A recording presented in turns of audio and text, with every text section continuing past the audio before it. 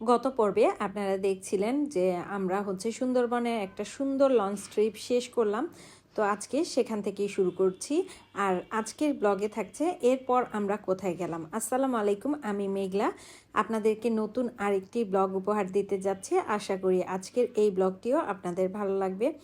আপনারা যারা আমার গত পর্বের ব্লগটি দেখেছেন তারা বুঝতে পারবেন যে আমরা সুন্দরবন ট্রিপে ছিলাম। তো সেখান থেকেই আমরা মূলত কোথায় গেলাম আর সারাদিন কি করলাম সেটাই এখন আপনাদের সাথে শেয়ার করছি, চলুন। আমরা বোট থেকে নেমে সরাসরি টাইগার গার্ডেন হোটেলে চলে এসেছি। আর এখানেই আজকে আমরা থাকবো, সেজন্য এখানে রুম নিয়ে কথা বলা চলছিল এবং সব কিছু যখন ফর্মালিটিস কমপ্লিট হয়ে গেল তখন আমাদেরকে রুম বুঝিয়ে দিল।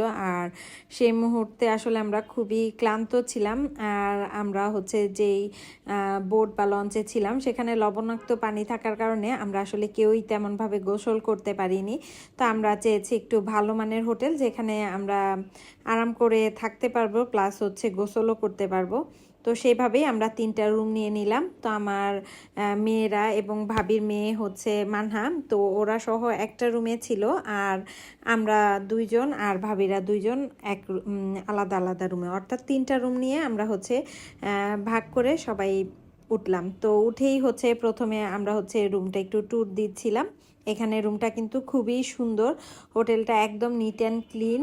আর রুমের সার্ভিসগুলো খুবই ভালো ছিল। তো এই যে রুমটা আপনাদের সাথে শেয়ার করছি, এটা মূলত ডাবল বেডের একটা রুম ছিল। আর রুমগুলো ডাবল অথবা ট্রিপল এভাবে করে রুম নিতে হয়। তো আমরা ডাবল রুমই পেয়েছি, ডাবল বেডের যে রুমগুলো, তো সেগুলোই নিয়েছি। আর ওয়াশরুমটাও মোটামুটি ভালোই ক্লিন ছিল। তো প্রথমেই আমি গোসলের যে জায়গা সেটা দেখে নিচ্ছিলাম, কারণ আমরা এখন সবাই গোসল করতে হবে, তাই গোসলের জায়গাটা ভালো হওয়া জরুরি ছিল। এটা 3 স্টার মানের হোটেল হলেও এখানের যে সুযোগ সুবিধা বা সার্ভিস আমার কাছে খুবই ভালো লেগেছে। এই হোটেলটা মূলত শিববাড়ি মোড় সার্কেলে অবস্থিত। আর এই রুমগুলোর ভাড়া ছিল প্রত্যেকটা 3,500 টাকা করে। আর সিজন ভেদে এই হোটেলের প্রাইসও কিন্তু আপ ডাউন করে। তো এই হোটেলের সবচেয়ে ভালো দিক ছিল এখানে জায়নামাজ দেয়া ছিল, আপনারা চাইলে নামাজটা আদায় করতে পারবেন খুব সুন্দরভাবে। এখানে একটা ওয়ার্কিং টেবিল দেয়া আছে। তাছাড়া রুমটা তো যথেষ্ট পরিপাটি ছিল। তো আমরা এরপরে রেস্ট নিয়ে গোসল টোসল করে রেস্ট নিয়েছি, তারপর ঘুম থেকে উঠেছি। তো শিববাড়ি মোড়ের এই জায়গাটা একটা ফাঁকা জায়গা, এখানে কিন্তু অনেক ফুড কার্ট ছিল।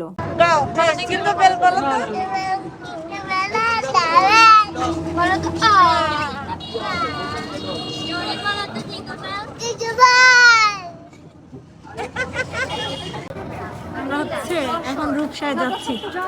রূপসা নদী পার যে জায়গাটা আছে না, ওই জায়গায়।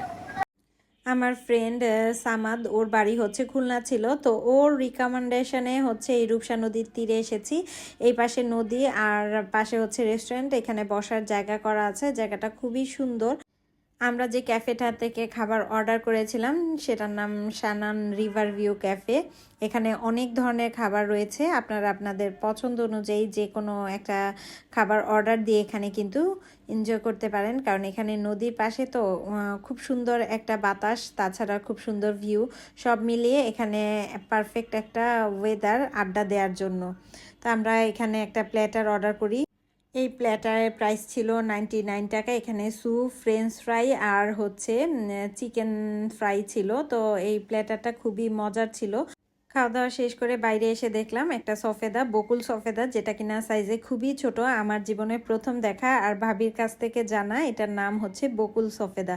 আর সফেদাগুলো খুবই মিষ্টি ছিল আর গাছ পাকা ছিল, সেজন্য এটা খেতে বেশি মজার ছিল। তো এখান থেকে আমরা কিছু সফেদা কিনে নিলাম। আর সফেদাগুলো একটু নরমই ছিল, তাই আমরা খেতে পারিনি খুব একটা নরম থাকার কারণে। তো এরপর এখানে আমরা একটু বাজারে ঢুকলাম। আমরা চুই জাল দেখছিলাম, এই যে দেখতে পাচ্ছেন এখানে চুই জাল।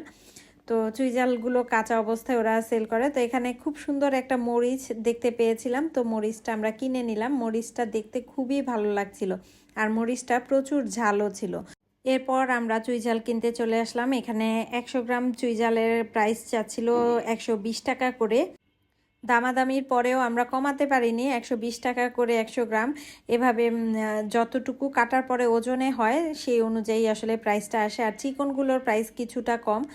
এরপর সেখান থেকে বের হয়ে হোটেল রয়্যাল যে আছে সেখানে চলে এসেছি। রয়্যালের মোড় বলে এই জায়গাটাকে। তো এই জায়গায় চলে আসছি আমার ফ্রেন্ডের রিকমেন্ডেশনে ফালুদা খাওয়ার জন্য। ও বলেছে যে এখানকার ফালুদা বেস্ট খুলনার মধ্যে।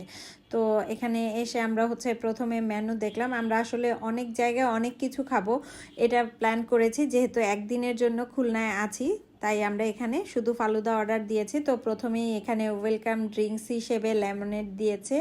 এটার টেস্টটা খুবই ভালো ছিল আর মিষ্টিটাও ব্যালেন্স ছিল। তো সবাই আমরা এটা খেয়ে তারপর অপেক্ষা করছিলাম কখন আমাদের ফালুদাটা আসে। তো ফালুদা অর্ডার দেওয়ার পরে কিছু সময় বসার পরে ওরা হচ্ছে ফ্রেশ ফালুদাটা প্রিপেয়ার করে দিয়ে গিয়েছে। তো ফালুদার টেস্টটা মাশাল্লাহ অনেক ভালো ছিল। আমার তো ভীষণ ভালো লেগেছে। আমার ফ্রেন্ডকে ধন্যবাদ এরকম একটা ফালুদার রিকমেন্ডেশন দেওয়ার জন্য। একদম গ্লাস ভর্তি জিনিসপত্র ছিল আর টেস্টও মাশাল্লাহ অনেক বেশি ভালো ছিল।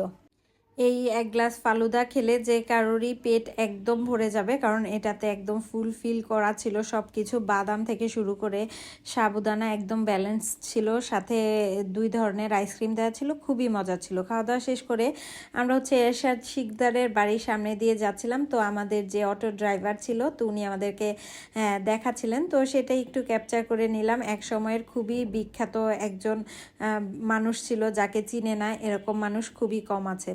তো এখানে খুলনার খুবই জনপ্রিয় আব্বাস হোটেল। তো এখানে চলে আসলাম আমরা চুইঝাল দিয়ে ভাত খাওয়ার জন্য, বাট এখানে হচ্ছে ওই মুহূর্তে চুইঝাল শেষ হয়ে গিয়েছে। তো আমরা আসলে অটোতে অপেক্ষা করছিলাম। এরপর হচ্ছে সেখান থেকে আমাদেরকে অন্য একটা জায়গায় নিয়ে যাচ্ছে। তো এখানে খুলনা বিশ্ববিদ্যালয়ে দেখলাম। তো দেখে টেখে তারপর আমরা চলে আসলাম আব্বাস হোটেলের আরেকটা শাখায়, যেটা কিনা 0 পয়েন্টে অবস্থিত। তো আমরা এখানে এসেও হচ্ছে চুইঝাল পেলাম না। তো আমরা পাশের আরেকটি হোটেল আল্লাহর দান, তো সেটাতেই বসেছি। আর সেখানে বসার পরেই হচ্ছে আমরা খাবার নিয়ে নিলাম। এখানে 2 ধরনের মাছের ভর্তা ছিল। তো মাছের ভর্তাটা প্রথমে নিয়ে নিলাম। এরপর নিয়েছি আমরা হচ্ছে গরুর চুইঝাল আর সাথে চুইঝাল দিয়ে চিংড়ি ভুনা। এটা বাচ্চাদের জন্য ছিল।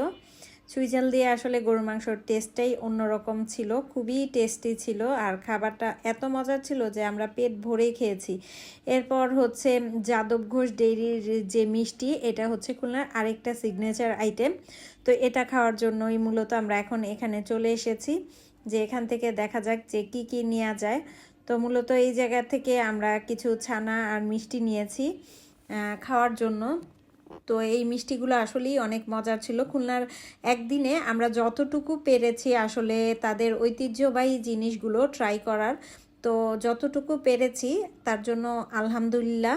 প্রতিটা জেলায় কিছু না কিছু স্পেশাল থাকে, তো তাদের স্পেশাল জিনিসগুলো আমার হচ্ছে ট্রাই করতে খুব ভালো লাগে। যেমন এখান থেকে আমরা হচ্ছে সব ধরনের মিষ্টিগুলো নিয়ে ট্রাই করার চেষ্টা করছিলাম। অনেক ধরনের মিষ্টি থেকে আমাদের পছন্দ অনুযায়ী মিষ্টি নিয়ে সেখান থেকে আমরা হোটেলে ফেরত চলে আসছিলাম।